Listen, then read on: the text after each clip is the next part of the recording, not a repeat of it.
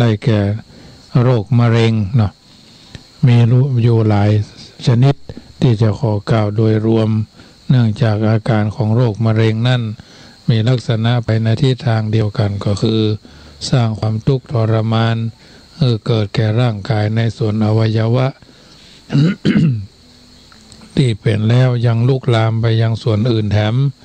เมื่อเป็นมะเร็งอย่างรุนแรงจนถึงขั้นถึงระดับน้ำเหลืองก็จะทำให้ผู้ป่วยเสียชีวิตในที่สุดโรคนี้เกิดจากกรรมของผู้นั้นที่ได้เบียดเบียนฆ่าสัตว์ตัดชีวิตเอาไว้เป็นจำนวนมากผลกรรมจึงย้อนรอยปิกมาส่งผลให้เกิดโรคภัยไข้เจ็บเรื้อรังรักษาบ่หาย คือมะเร็งร้ายแรงเกิดจากกรรมเก่าและกรรมใหม่ที่ได้เคยสร้างเอาไว้ในลักษณะคือ1เคยฆ่าสัตว์ตัดชีวิตเอาไว้ทั้งในชาติ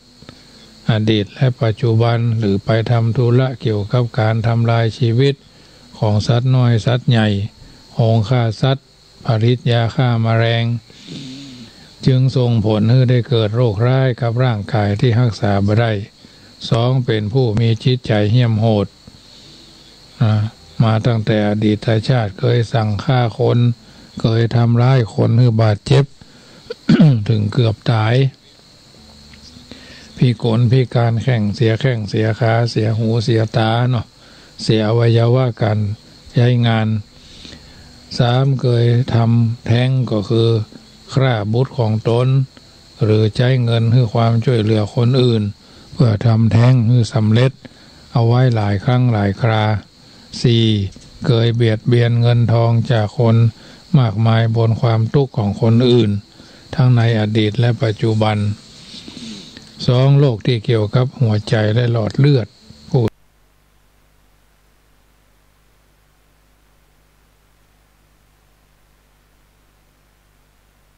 ที่ต้องเจ็บป่วยด้วยโรคหัวใจและหลอดเลือดอยู่ตลอดกินเนื้อสัตว์ที่ทำเป็นอาหารแบบที่ยังเป็นคือบักฆ่าสัตว์นั่นคือตายสนิทหัวใจของเขายังทำงานอยู่ก็ยังไม่อยากจะฆ่าเพราะมีความเชื่อที่ผิด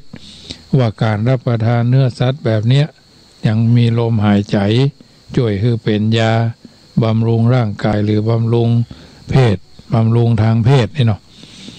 ด้วยผลกรรมเนี่ยจึงทำให้ผู้นั้นต้องเป็นผู้ที่ได้รับผลกรรมอย่างทุกข์ทรมานโรคลมหายใจโรคที่เกี่ยวกับทางเดินหายใจครอบคลุมหลายประเภทคือผู้ที่ได้รับความยาก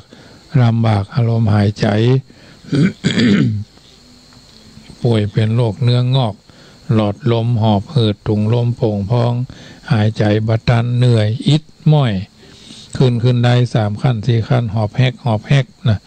มาเป็นกรรมเก่าที่ติดอดีตชาติหากป่วยเป็นโรคปอดเช่นโรคปอดน้ำท่วมปอดโรคปอดติดเชื้อปอดบวมเนื้องอกที่ปอดเป็นจุดวัณโรคเชื้อไวรัสลงจะมีเศษเดียวกันโรคที่เกี่ยวกับทางเดินอาหารอันประกอบด้วยว่าลำไส้ใหญ่ลำไส้น้อยไส้ติ่งอักเสบไส้เลื่อนต้องเสียชีวิตด้วยโรคอหิวาตกโรคเพราะสร้างกรรมไว้ในลักษณะต่างๆป่วยเป็นโรคกระเพาะอยู่เป็นประจำเมื่อพอในแง่กรรมเก่าก็เป็นเพราะอดีตชาติเคยฆ่าสัตว์น้อยใหญ่มาเป็นอาชีพต้องฆ่ามันผ่าต้องชอบใช้ฉมวกแทงป๋าปุ่มป๋าหรือเคยสั่งลงโทษนักโทษเนี่ยเคยป่วยโรคอาการย่อยอย่างเนี้ยเรื้อรังเป็นไปหลายเรื่องหลายประการโรคที่เกี่ยวกับผิวหนังบางรายมีร่างกายที่มีกลิ่นเหม็นหรือมีตุ่มน้องขึ้นเต็มตัว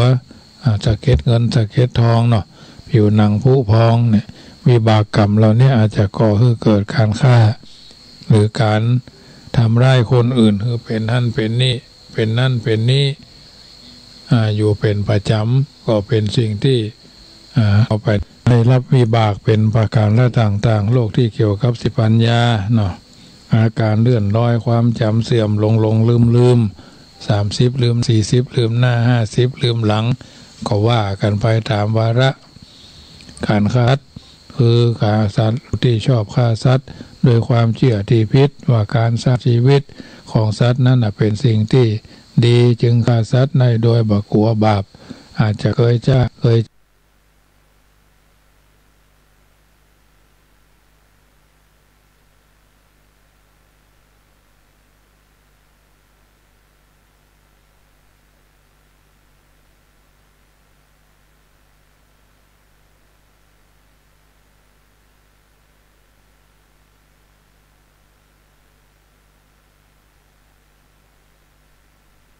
เพื่อทำร้ายคนอื่นก็อาจจะเป็นไปได้เป็นผลกรรมที่จะแก้การพินิจเคราะห์ไตร่ตรองพิจารณาเราถึงจะเข้าใจถ้าเราบ่ได้ทำเราก็บ่ได้ไปวิตกกังวลเราบ่ต้องไปตื่นตูมตื่นเต้นตื่นตระหนกแต่เราได้ทำเราก็เนี่ยอย่างคือมันทำสม่ำเสมอมันสวดมนต์มันภาวนานักก็จะกลายเป็นเบา คนเฮาหู้หน้าบ่หู้ใจหู้กับไปหู้แต่ปัจจุบันอนาคตก็บ่ฮู้ปัจจุบันอนาคตก็บ่ฮู้อดีตเฮาก็บ่ฮู้อย่าเฮาก็ทำปัจจุบันให้ดีมันต้องรอหั่นรอนี่ทำไปเถอะเฮาเคยทำบุญสม่ำเสมอให้มันมีเป็นตอนเป็นช่วงศึกษาเราเรียนพิจารณามันเป็นแท้ได้ยินครูบาอาจารย์ครูบาตนนั้นเพิ่นกล่าวอาจารย์ตนนี้เพิ่นว่าท่านพระครูตนนั้นเพิ่นสาธยายท่านมหาองค์นี้เพิ่นยกมาเสนอแสดงอ้างเขาเอาไปคิดยาวสาวกว้างนิสัมมาการนังไสยโยเนาะใครควรเหี่ยก่อนแล้วจึงกระทำเป็นการดีมีโยมท่านหนึ่งเพิ่นยิงคำถามมาว่าคนมือถือสากปากถือศีลเพิ่นฮ้องว่าสอนให้ลูกปู่เดินตรงตัวเองเป็นแม่ปู่ก็เดินกดเป็นทำนองนี้ซึ่งเรื่องเหล่านี้เป็นเรื่องที่เราจะหันในสังคมเนาะในปัจจุบันบางอย่างเท่าห่างได้ก็ห่างเว้นได้ก็เว้นหลีกได้ก็หลีกหมาคือปอศอกหลีกพ่อคือปอวาหลีกคนปลาไก่เท่าใดพุทธเจ้าสอนพระอานนท์ว่าอานนท์มาตุคาคือพูดถ้าเราไม่มองก็อย่าไปพูดถ้าเราจำเป็นต้องมองก็อย่าไปพูดเมื่อเราจะพูดก็พูดที่เป็นสาระเนี่ยถ้าจำเป็นจะมองก็ขอคือพอที่ทอดสายตาลงต่ำ4 ศอก4 ศอกเป็น4 ศอกเป็น1 เม็ดเนาะ4 ศอกเป็น1 เม็ดทำนองเนี้ยเดี๋ยวนี้ทางวัดจังกำฝนตกนะญาติโยมตะกี้มันมืดมาแต่ว่าแดดว่าเดือนมีอยู่เนาะฝนหาเย็นนะอย่ามันหมอกลำคาญเนี่ยอย่าโยมเฮ้ยตกเสียงแห้งเหมือนกันนะเดี๋ยวนี้นะขนาดนี้เนาะทุ่ม38เนี่ยฝนลงมาหั่งตะกี้มันมืดคึมธรรมดานะแต่ว่าก็คงจะมานักนะหมอกฝนหนาวฝนเหมยจ้างเนี่ยนะเพิ่นว่าเหมยจ้างตกหมอกลังลินย่อยโซ่เหมือนกันเนอะแต่หมอกหมวดนะอย่าโยมเมื่อคืนแต่ว่า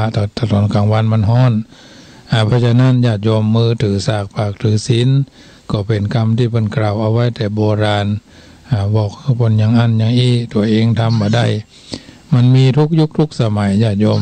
สิ่งต่างๆเหล่านี้มันเกิดขึ้นในสังคมเราก็มีโอกาสได้สร้างสิ่งที่ดีที่งามกับด่านการดำเนินชีวิตของเราทุกคนทุกท่านสามารถ ประพฤติปฏิบัติได้แต่ถ้าเราทำได้เราก็ดีสำหรับเรานะดีชั่วอยู่ที่ตัวเราทำสูงต่ำอยู่ที่เราทำตัวทั้งนี้ทั้งนั้นก็ถือว่าทุกคนทุกท่านมีเป้าหมายมีจุดยืนมีแผนที่มีแผนงานมีแผนการดำเนินชีวิตกันอยู่ทุกคนอยู่แล้วแต่จุดหมายและเป้าหมายที่เราวางเราวาดไว้นั้นจะถึงถึงจ้าถึงเวยถึงจ้าก็ยี่ดูที่ตัวเราทั้งนั้นเพราะฉะนั้นสิ่งต่างๆเหล่านี้เป็นสาระที่ทุกคนจำเป็นที่จะกระทำบำเพ็ญให้เป็นไปคืนก่อนอาตมาภาพได้ถึงว่าความฮักในที่นี้เป็นภาษาที่เป็นเรื่องที่ละเอียดอ่อนเนาะโยมคนหนึ่งเพิ่นแนะนำว่าเป็นเรื่องที่ละเอียดอ่อนการแปลความฮักว่าเป็นสภาวะที่ใส่เขาให้ นั่นก็ดูเหมือนจะได้ความดีตามหลักที่ว่าความฮักก็คือเกิดความทุกข์ผู้ที่มีความฮักที่เป็นปุถุชน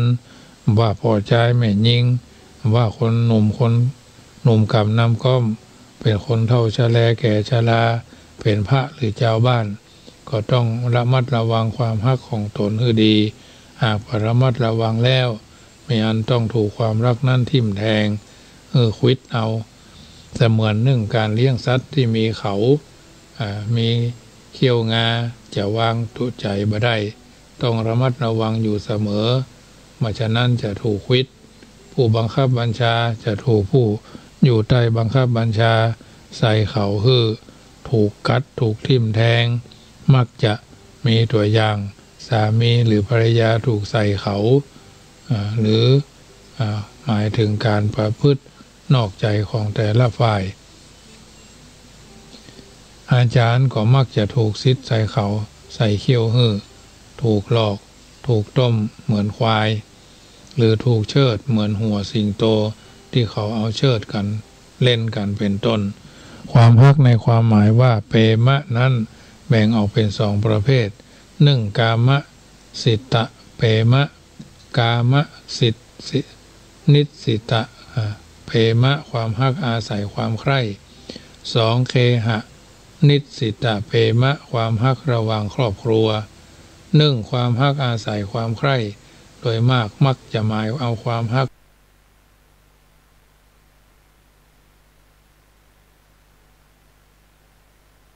ระหว่างหนุ่มสาวความฮักชนิดนี้มีรูปสวยเสียงเพราะกลิ่นหอมรสอร่อยรสและสัมผัสนุ่มนวลที่น่าปรารถนาน่าพอใจเป็นเครื่องล่อเป็นความฮักที่มีอานุภาพรุนแรงแต่บ่ค่อยจะยืนนานมักจะเป็นไปชั่วขณะที่มีอารมณ์ปรารถนาอารมณ์ใคร่ก่อขึ้นง่ายสลายโวยผู้ใดตกหลุมรักชนิดนี้อาจจะทำทุกสิ่งทุกอย่างเพื่อจะได้มาซึ่งคนที่ตนฮักบางครั้งอาจจะถูกหลอกมีสภาพเหมือนคนมืดคนบอด ตาบอดน้ำแจ้งเนาะทรัพย์สมบัติอันยังที่ตนมีอยู่คนฮักพอใจจะยินดีจะรับแล้วเป็นอันหือมดที่สุดจนสิ้นเนื้อประดาตัวก็ยังมีภายหลังหากผสมปรารถนาหรือสมปรารถนาแล้วกลับกลายเป็นอื่นความฮักก็กลายเป็นความแค้น หาทางแก้แค้นให้สมกับความฮักที่ทุ่มเทให้ซึ่งเป็นสาเหตุแห่งการฆาตกรรมอย่างหนึ่งเมื่อบ่ได้แก้แค้นสมใจก็เป็นเหตุให้เกิดความทุกข์โศกเศร้าเสียใจโศกเศร้าเสียใจสมดังพระดำรัสที่พระพุทธเจ้าตรัสไว้ว่าที่ใดมีรักที่นั่นมีทุกข์พ้องความโศกเป็นย่อมเกิดแต่สิ่งที่เป็นที่ฮักพ้องที่สุดจะมองโลกที่กว้างขวางน่าจะอยู่กับกายเป็นเล็กเท่าใบพุทราเป็นโลกที่บ่น่าอยู่อาจจะคิดผิดด้วยอำนาจอารมณ์บู่วามที่เกิดขึ้นทำมาอย่างลงไปด้วยความเขลา เช่นฆ่าตัวตายโดยวิธีการต่างๆแล้วแต่โอกาสที่จะทำได้ดังปรากฏในหนังสือพิมพ์อยู่เสมอว่าถูกลักทรยศกินยาพิษลาโลกพ้องตกลงปัญหารักไม่ได้จ้วงแทงอกสาวตัวตายตามนะพ้องซึ่งผลที่สุดก็ฮือพ่อฮือแม่ฮือพี่ฮือน้องญาติวงศาโศกเศร้าเสียใจข้ามควรทางพระพุทธศาสนาถือว่าความรักชนิดนี้เป็นกิเลสอย่างละเอียดพระอริยบุคคลชั้นอนาคามีจึงจะละได้เด็ดขาดเป็นนั้นว่าความฮักมีอำนาจเหนือพระอริยบุคคลชั้นต่ำในครั้งพุทธกาลธิดาของเศรษฐีในกรุงราชคฤห์ผู้เป็นอริยบุคคลชั้นโสดาบันยังหลงรักนายพรานกุกกุตมิตรจนหนีโดยไปนางเองเป็นผู้เลิศทั้งคุณธรรมเพียบพร้อมด้วยข้าทาสบริวารทรัพย์สินสริงคารซึ่งต่างกับนายพราน กุกะกุตมิตรผู้หากินในทางขายเนื้อพอเลี้ยงชีพไปวันยังห้ามใจบ่อยู่จะป่วยกล่าวไปยายถึงปุถุชนคนธรรมดาที่จะตัดขาดได้ความฮักเกิดขึ้นโดยอำนาจวาสนาที่ได้อยู่สร้างร่วมกันมาหรือโดยการปรุงแต่งสร้างสรรค์โดยอาศัยรักการสงเคราะห์เอื้อเฟื้อช่วยเหลือกันในปัจจุบันชาติสภาพของความฮักอาจจะเปลี่ยนแปลงไปได้ เป็นกฎธรรมดา การเปลี่ยนแปลงอาจจะมากอุปสรรคมาจากอุปสรรคการเรียนรู้และความชัดเจนต่างๆหรือเกิดจากความเข้าใจผิดการที่ผู้คนจะฮักอันยังและความฮักจะมีอำนาจรุนแรงหรือเบาบางเพียงไรย่อมอาศัยอารมณ์มากระทบอินทรีย์ความรู้สึกเช่นตาหันรูปเกิดความรู้สึกว่ารูปนั้นสวยน่ารักน่าชอบใจก็นั่นแสดงว่าความฮักเกิดตามอารมณ์ที่ได้รับเป็นต้นเมื่อใดขณะใดเกิดความฮักขึ้น ขณะนั้นมีความหู้เต้าและสมุฏฐานที่เกิดแล้วบลงจนลืมตัวย่อมจะมีทางที่ป้องกันได้เสมอประการต่อมาความฮักระหว่างครอบครัวเคหะนิสิตาเปมะเช่นความฮักของพ่อของแม่ที่มีต่อลูกพี่มีต่อน้องผู้ใหญ่มีต่อผู้น้อยโดยที่สุดแม้กระทั่งความฮักของคนที่มีต่อสัตว์เดรัจฉานซึ่งเป็นความฮักที่มีเมตตาสงสาร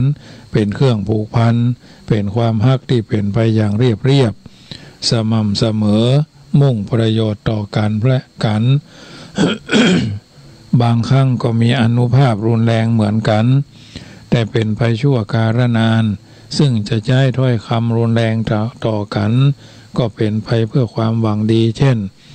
พ่อแม่หันลูกประพฤติปฏิบัติบดีก็แนะนำพร่ำสอนให้เป็นคนดีเมื่อลูกปฏิบัติตามโอวาทที่พร่ำสอนมักจะกล่าวคำที่หยาบคายออกมาขอให้ตายโหงตายห้าเสียเตอะเนี่ยจะได้พ้นหูพ้นตาไปตายทั้งได้ก็ไปเถอะไปอย่าจะว่าทำนองนี้แต่ในใจของท่านเปี่ยมด้วยเมตตาอยากจะให้ลูกเป็นคนดีต่อไปภาคหน้าเมื่อมดบุญพ่อบุญแม่ก็จะเป็นมิ่งขวัญ ดังของวงตระกูลต่อไปเป็นธรรมดาของคนที่ฮักกันแท้เมื่อหันคนที่ตนฮักทำอย่างที่เป็นไปในทางที่บ่ชอบบ่ควรอันจะเป็นเหตุนำมาซึ่งความเสื่อมเสีย ก็จะว่ากล่าวตักเตือนด้วยความฮักเพื่อให้รู้สึกตัวเลิกการกระทำนั้นบางคราวถึงนักไปพ้องก็บ่ทำให้พิษใจกันเลยเมื่อต่างกันคนต่างเข้าใจกันดีบอกว่าจะอยู่ในระดับใดมิตรสหายผู้บังคับบัญชาผู้ใต้บังคับบัญชาครูบาอาจารย์ครับศิษย์พ่อแม่กับลูกอันความฮักของพ่อของแม่ที่มีต่อลูกนั้นบ่มีวันจะเลือนลางห่างหายจากความทรงจำที่ดีอย่างนี้สมดังความฮักของพระเจ้าพิมพิสารที่มีพระเจ้าอาชาติที่มีต่อพระเจ้าอาชาติศัตรูดังที่ฮู้กันมาหลังจากพระเจ้าอาชาติศัตรูได้รับคำยุแย่จากพระเทวทัตจึงเน็บพระคริสต์พระแสงคริสต์เข้าไปในพระราชมณฑีและถูกพวกอมาตย์จับไว้ซักถามแล้วจึงไปกราบทูลให้พระราชาทรงทราบพระองค์จึงทรงตรัสถามว่าลูกเจ้าต้องการจะฆ่าพ่อเพื่อประโยชน์อะไรพระเจ้าอาชาติศัตรูตอบว่าขอเดชะหม่อมฉันมีต้องการราชสมบัติท่านลองทายดูสิว่าพระราชาจะทรงจัดการกับพระโอรสด้วยโทษสถานไหนสมควรแก่โทษที่บังอาจคิดจะปรงพระชนผู้เป็นพระราชบิดาซึ่งเป็นที่ทราบกันอยู่ว่าสมัยนั้นพระราชามีอำนาจและความเด็ดขาดเพียงไรมาชอบใจไผก็สั่งประหารชีวิตได้ตามพระราชประสงค์ แทนที่พระองค์จะทรงจัดการตามโทสานุโทษก็เป็นความฮักของพ่อที่มีต่อราชบุตรเนาะบุตรหวังดีต่อลูกเสมอความฮักที่สุดพระองค์ก็ถูกทรมานด้วยวิธีการต่างๆในที่คุมขังก็บ่ได้เอ่ยพระโอษฐ์กล่าวขอโทษพระราชโอรสเลยจนกระทั่งสิ้นพระชนม์กว่าพระเจ้าอาชาติศัตรูจะกลับตัวระลึกถึงความฮักของพระราชบิดาที่มีต่อพระองค์ก็ขวายไปเสียแล้วแต่ได้ข้ามควรพระพิไรรำพันถึงท่านนี้ท่านนั้นนี่แหละความฮักของพ่อที่มีต่อลูกมีวันที่จะสลายเป็นอื่นถึงแม้ชีวิตก็สละได้ความฮักของพ่อของครูบาอาจารย์มีต่อศิษย์บางครั้งก็แสดงออกด้วยความรุนแรงใช้วิธีที่เรียกว่าโหดร้ายการตบการเฆี่ยนการทำทรมานด้วยวิธีการต่างๆการกระทำของท่านมีความปรารถนาดีเป็นที่ตั้ง มุ่งให้ศิษย์เป็นคนดีวิธีการใดก็เหมือนกันก็ตามเหมือนหันว่า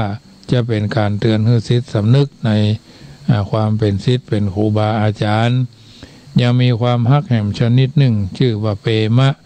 เช่นเดียวกับจะจัดว่าเป็นยอดของความรักที่ก็ดูเหมือนจะบ่ผิดความฮักชนิดนี้คือฮักตนซึ่งบ่มีความฮักอื่นใดเสมอเหมือนสมดังพระพุทธดำรัสที่ว่าความรักอื่นเสมอด้วยตนไม่มีนัตถิอัตตะสมังเปมังความรักชนิดนี้หากบ่ใจพิษก็เกิดโทษเหมือนกันเช่นเมื่ออยู่ในวัยเรียนก็บ่เล่าเรียนอันยังมัวแต่เที่ยวเตร็ดเตรแต่ความสนุกเพลิดเพลินพอจะศึกษาเล่าเรียนอะไรก็กลัวตนเองจะได้รับความลำบากเมื่อเจริญวัยใหญ่ขึ้นก็หนุ่มสาวจะต้องทำงานสร้างฐานะแทนที่จะทำงานกับขี้ค้านจะทำงานก็เกรงกลัวผิวจะดำเพราะแสงแดดกลัวจะเสียโฉมสู้อยู่บ้านแอวกินเหล้าเมายาเล่นการพนันเสพยาบ้ายายาไอไปวันคบเพื่อนผู้ชายค่ำไหนก็นอนหั่นบึดก็นอนบ้านพ่อชายบึดก็นอนบ้านแม่ยิงเปิดห้องว่าเหลวแหลกเป็นเพื่อนคุยแค่เหงาบ่ได้นะอย่างนี้เรียกว่าตัวเองรักตัวเองไม่ถูกซึ่งจะทำให้เดือดร้อนในภายหลังเมื่อมดบุญผู้ให้อุปการะเลี้ยงดูก็มดที่เพิ่งกลายเป็นคนบ่มีจุดหมายนับว่าเป็นคนจำพวกที่มาสว่างแล้วต้องไปมืดโดยบ่ต้องสงสัยแถมยังนึ่งฮักตนเกินไปก็ทำเป็นคนหันแก่ตัวจะทำอันยังก็มุ่งประโยชน์ส่วนตัวเป็นตั้งก็ให้ตนเองได้สบายก็พอทำความเดือดร้อนให้เกิดผู้ใกล้ชิดสนิทสนมโดยบ่คำหนึ่งว่าเขาจะได้รับความเดือดร้อนเพียงใดสมดังดุสิตสมิทธิ์กล่าวเอาไว้เป็นคำกรว่ารักตนควรเพ่งพิษดูตนผิดสัตอมิตรไปได้ตนเกลียดอย่าขัดอย่าซัดคนอื่นเกลียดกันนาแม้อุตสาหะไซกีดกั้นกันฉะไหนรักตนควรเพ่งพิษดูตนผิดสัตอมิตรไปได้ตนเกลียดอย่าซัดคนอื่นเกลียดกันนาแม้อุตสาหะไซกีดกั้นกันฉะไหนอันนี้ญาติโยมสาธุชนธรรมภาพได้สาธกสาธยาเรื่องของความรักบางส่วนซึ่งยังบ่จบเตื้อวันต่อไปก็จะจบไปเป็นช่วงวันพวกนี้เป็นวันอังคารร้ายลดหลากหลายสไตล์ในธรรมะก่อนเสียงธรรมก่อนรับตาญาติโยมสาธุชนท่านผู้ฟังทุกท่านได้ยินได้ฟังแล้วก็นำไปเป็นนิทัศนะอุทาหรณ์เตือนจิตสกิจใจท่านเป็นลำดับไปค่ำคืนนี้ช่วงที่จะเปิดสายก็สามารถโทรศัพท์กันเข้ามาเนอะที่0861875325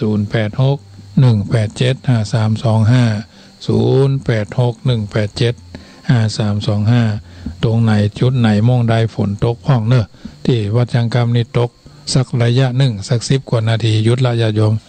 ถือว่าเป็นเหมยจ้างเนาะเป็นเหมยจ้าง คงจะเย็นลงเนาะค่ำคืนนี้โทรกันเข้ามาเนื้อ086-187-5325งานบุญงานกุศลที่เกิดขึ้นกับญาติโยมสาธุชนไปทางหน้าวันนี้ช่วงแห่งมหาการตานก็จะสิ้นสุดกันวันที่31เจริญนมัสการครับผมแฟนพันธุ์แท้ครับฟังเข้าใจดีเนาะโอ้เข้าใจลึกซึ้งอย่างดีเลยครับเนาะโอ้วันนี้อากาศปลอดโปร่งครับปลอดโปร่งเป่งครับทางเพฝนพระจันทร์ขึ้นเลยครับเนาะยังเป่งเลยครับฝนตกทางเพกำลังย่างนี่แม่ลิ้นหม่อมหมีครับมีพระจันทร์ขึ้นมาเลยครับฟ้าปลอดโปร่งเลยครับขี้แมนออกมากำฝนลงซ่าหายไปเป็นกำลังใจเนอะเดี๋ยววันที่29นี่กฐินวัดแม่ลิ้นอีกแล้วครับท่านครับอนุโมทนาเนอะเจ้าเจริญพรขอให้ใจท่านเลยนะครับโมทนานมัสการครับโยมพ่อแผ่นพันธุ์แท้แม่ริมหลวงอันนี้วันนั้นก็ปะกันโทรเข้ามาเนอะ0861875325 1เสียง1สาย1กำลังใจว่างเว้นจากภาระธุระก็โทรกันเข้ามาเนอะที่โทรศัพท์0861875325บ่มีเวลาก็บ่เป็นหยังวันนี้บางคนบางท่านก็มีภาระธุระอย่างโยมแม่มริวันเจริญเนตรอาจจะไปเล่นดนตรีพื้นเมืองเนาะงานขาวดำนะความสามารถของท่านมีก็ไปเถอะแสดงออกได้หู้ได้อู้ได้จ่าได้ทักได้ทายเจริญพรแม่ครูเหรียญทองแล้วฟังอยู่ในเจ้าแฟนพันธุ์แท้เป็นเยอะเนาะนั่นเนาะดีนาวผมอาจารย์เราเยอะกันเลยสวัสดีครับเจ้าฟังอยู่ในเจ้าวันนี้ไปวัดอะไปซบเจ้าวัดนี่บอกไปวัดแต่ไปซบแต่ไปไม่ที่ไปอันปอท่านมหาจุกแม่ก็แวะไปกับไปแขวนโกมลานโกมเพื่อที่อันวัดแต่เจ้าลานงานขาวดำไปมาล่ะงานขาวดำมาแล้วเจ้า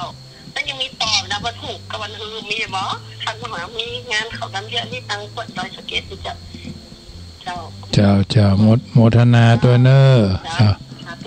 เจ้าแม่ครูเหรียญทองมันต่อเมืองลังญาติโยมเผยมันถึงมีอยู่ในสังคมมันถึงมีไปกันไปช่วยกันไปช่วยกันมาเนาะ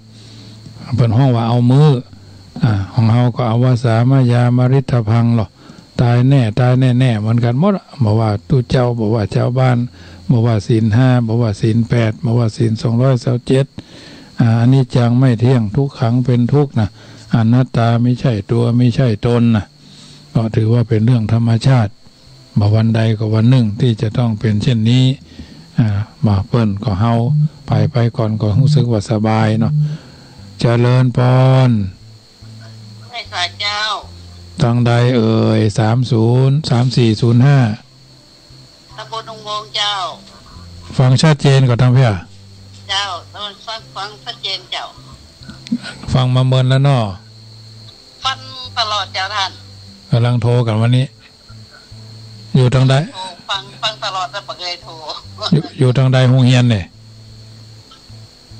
อยู่หมู่8ตำบลดงวงแห่เจ้าทางตะวันหนองหมูเจ้าทางบ้านให้หนองหมูป่ะกะเจ้าก็เคยไปว่าท่านไปใส่บุญของแม่บุญโยงวางตระกูลนะเจ้าไปบ่อยแม่บุญโยงวางตระกูลเนาะเจ้าวันที่31ก็มากะวันนั้นบ่ได้ไปสักกรรมวันนั้นเปิ้นโจรเหมือนกันวันนั้นบ่ได้ไปสักกรรมเลยหอบเปิ้นไปเหียนครับเจ้าโมทนากับแม่เน้อเจ้าเจริญพรพี่น้องอุโมงค์ละปูนใกล้บ้านกันอาตมาก็อยู่ต้นเพิ่งเหมืองง่าเพราะฉะนั้นค่ำคืนนี้ธรรมาภาพได้ทางอกทางใจเอาน้ำทำคำสอน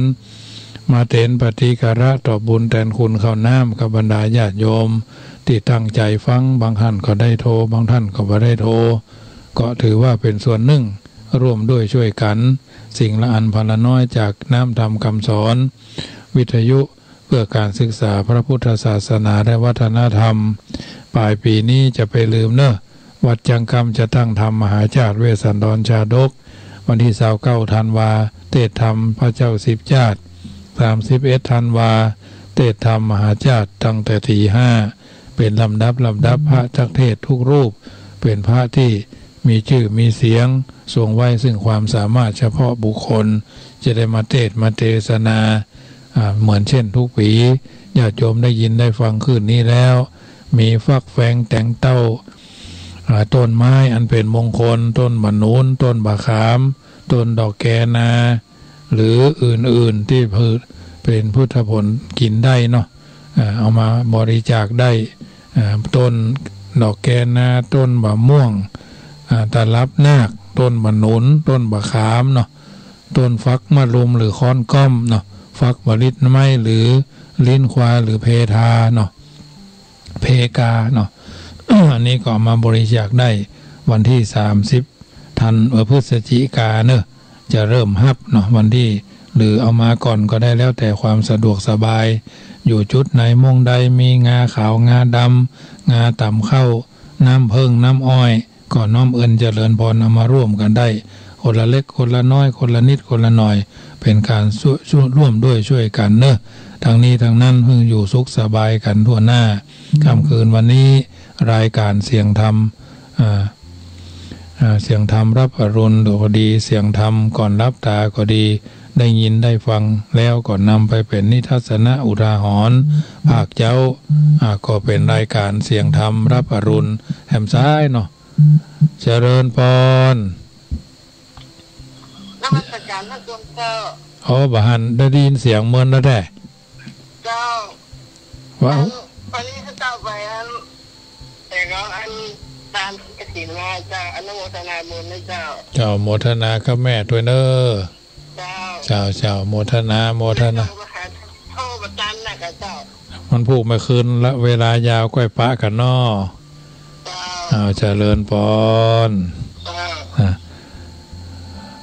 ที่สุดนี้รัตนัตยานุภาเวนะรัตนัตยเตจสาสัทธาโสธีพระวันตุโวอายุวันโนสุขังพะลัง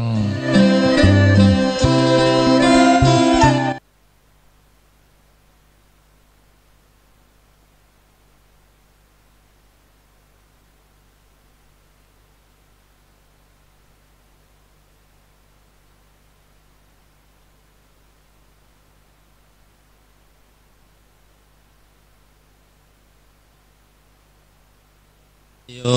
อุงโคชัยยุงโพธิมันเดปะโมทิตาชัยยตถาสัพพะกนามเหสิโนสุนันตุพนโตเยวาสมิงทาเน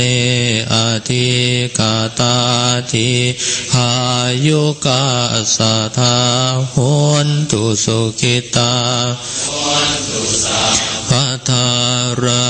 คันตุสัพพสัตตานังราคันตุสินนาสาสนะยากาจิปัฏฐานา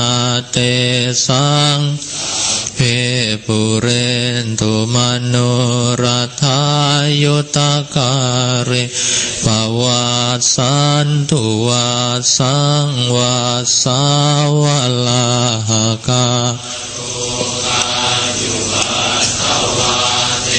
สังสิวาเรนตุจัสสะปะทากายสุจินตสุขังอาหารันตุ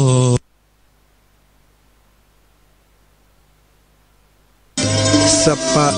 สัตตานังพุทโธเศโธติโลกัสสมิงสัพพสัตตานังพุทโธเศโธติโลกัสสมิงสัพพสัตตานัง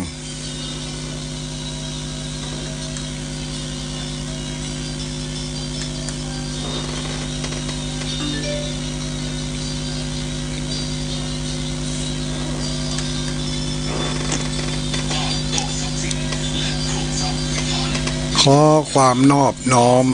แด่องค์สมเด็จพระสัมมาสัมพุทธเจ้า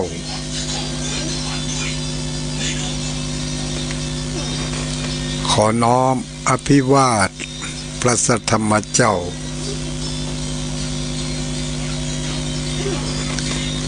ขอน้อมนมัสการพระอริยสงฆ์เจ้า